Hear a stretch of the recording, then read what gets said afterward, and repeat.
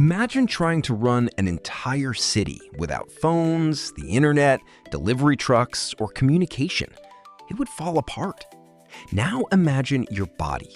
Nearly 40 trillion cells work together every second. How do they know what to do? The answer is communication. And one of the body's favorite ways to communicate is through peptides. Today, we'll follow one peptide from the bloodstream to its final destination. Think of a peptide as a biological message. Not fuel, not a vitamin, but an instruction.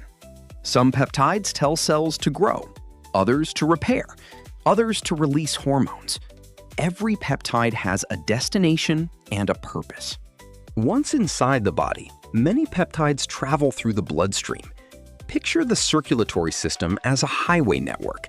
The heart is the engine, blood vessels are the roads, and peptides are specialized delivery vehicles, carrying instructions to specific destinations. Cells are covered with receptors that act like locks. Peptides are the keys. Most cells are ignored until the peptide encounters the receptor it was designed to bind. Only then is the message delivered.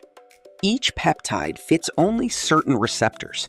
This specificity explains why different peptides influence different biological processes, such as appetite, hormone signaling, healing, metabolism, or immune function.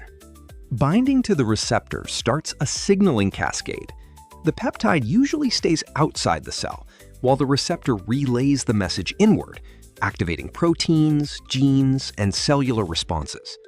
After the message is delivered, enzymes break down many peptides.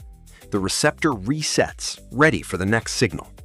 This communication happens millions of times every second. Understanding peptide signaling helps explain how scientists study metabolism, recovery, hormone regulation, inflammation, healthy aging, and many emerging therapies. Peptides are tiny biological messengers that keep your body communicating. Every signal, every response, and every coordinated action depends on this remarkable communication system. If you enjoyed this breakdown, subscribe to What the Health YT and let us know what topic you'd like covered next.